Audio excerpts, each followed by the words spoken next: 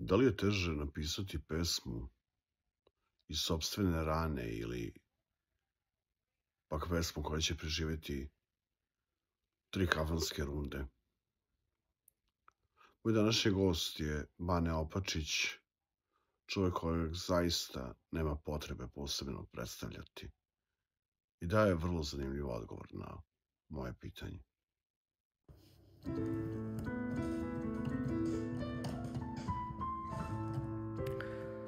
Prijatelju, moj dragi, pitao si me da li lakše pišem pesme, da li je lakše pisati pesme iz rane ili pesme koje prežive 3 kafanske ture. Pa nije mi teško da ti odgovorim na to pitanje, zato što nekako nikada nisam ni pisao pesme iz rane. Ni kada sam bio puno mlađi, ni kada su te rane zaista postojale ili tek bile napravljene. Nisam neko ko je u tim trenucima sedao za klavir ili sedao za papir i zapisivao tu emociju. Više bih negde svoj rad nazvao zbir životnih iskustava, emocija, susreta, situacija sa ljudima, situacija sa samim sobom, u meni, spolja.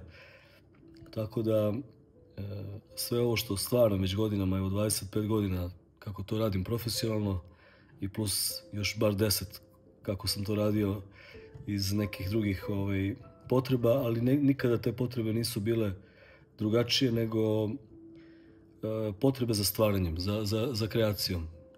Nikada kao neka vrsta, da kažem, izbacivanja i stresanja nekih emocija iz sebe. Znam da puno ljudi tako, da kažem, stvara, zapisuje neke svoje trenutne emocije, to je kao neka vrsta dnevnika.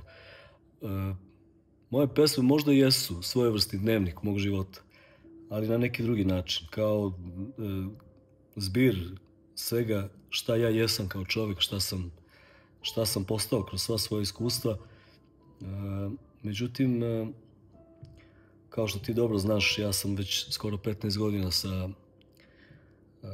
u braku sa jednom predivnom, preneobičnom, fantastičnom, famoznom ženom i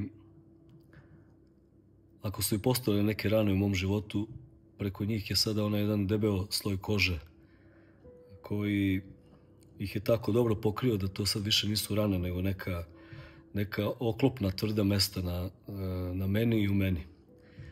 Tako da zapravo moj odgovor je da, lako mi je da pišem pesme za kafanske ture, to je nekako moj posao, time se bavim, o tome razmišljam kada pesme pišem i dopada mi se ta ideja da mogu da zamislim kako ljudi u glas pevaju neke moje pesme ili u kafani ili sami sa sobom ili da proživljavaju nekakve emocije svoje lične dok ih slušaju. Međutim, nikada nisam prenosio tu neobrađenu svoju, da kažem, emociju u pesmama. Uvijek je to bio nekakav zbir i sadržaj svega onoga što ja jesam. Eto, malo sam ti odužio ovaj odgovor u pokušaju da možda budem zanimljiv, iako sam verovatno u onom opozitu toga. Puno te pozdravljam i želim ti puno lepih ovih malih mini podcasta, jedno pitanje, jedan odgovor. Vrlo zanimljiv je koncept, obično ljudi postavljaju puno pitanja, pa onda čovjek mora da misli na puno stvari. Ovako, ti si mi postavio jedno pitanje, ja sam se zatekao za klavirom, sada stvaram neku pesmu i setio sam se da sam ti ostao dužan ovaj odgovor. Do neke prilike, dok ne budemo ti i ja zavrtali ture slušajući neku moju pesmu, drug te pozdravljam.